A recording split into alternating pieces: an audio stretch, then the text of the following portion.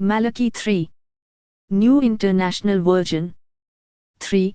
I will send my messenger, who will prepare the way before me.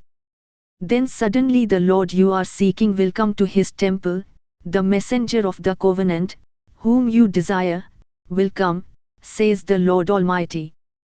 2. But who can endure the day of his coming? Who can stand when he appears? For he will be like a refiner's fire or a launderer's soap. 3. He will sit as a refiner and purifier of silver, he will purify the Levites and refine them like gold and silver. Then the Lord will have men who will bring offerings in righteousness. 4. And the offerings of Judah and Jerusalem will be acceptable to the Lord, as in days gone by, as in former years. 5. So I will come to put you on trial. I will be quick to testify against sorcerers, adulterers and perjurers, against those who defraud laborers of their wages, who oppress the widows and the fatherless, and deprive the foreigners among you of justice, but do not fear me, says the Lord Almighty. Breaking covenant by withholding tithes. 6. I the Lord do not change. So you, the descendants of Jacob, are not destroyed. 7. Ever since the time of your ancestors you have turned away from my decrees and have not kept them. Return to me, and I will return to you, says the Lord Almighty. But you ask, how are we to return? 8. Will a mere mortal rob God? Yet you rob me. But you ask, how are we robbing you?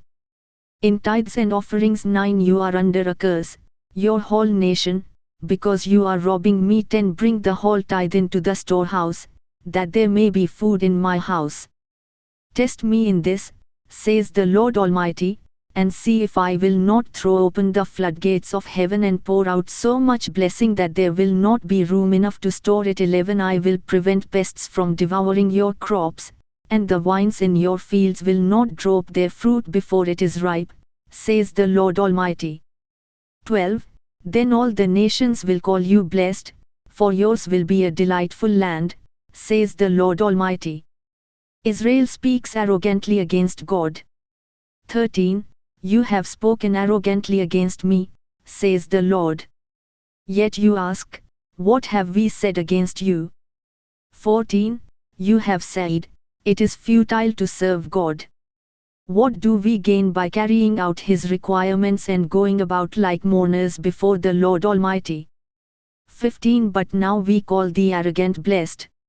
Certainly evildoers prosper, and even when they put God to the test, they get away with it. The faithful remnant. 16. Then those who feared the Lord talked with each other, and the Lord listened and heard. A scroll of remembrance was written in his presence concerning those who feared the Lord and honored his name. 17. On the day when I act, says the Lord Almighty, they will be my treasured possession. I will spare them, just as a father has compassion and spares his son who serves him. 18. And you will again see the distinction between the righteous and the wicked, between those who serve God and those who do not.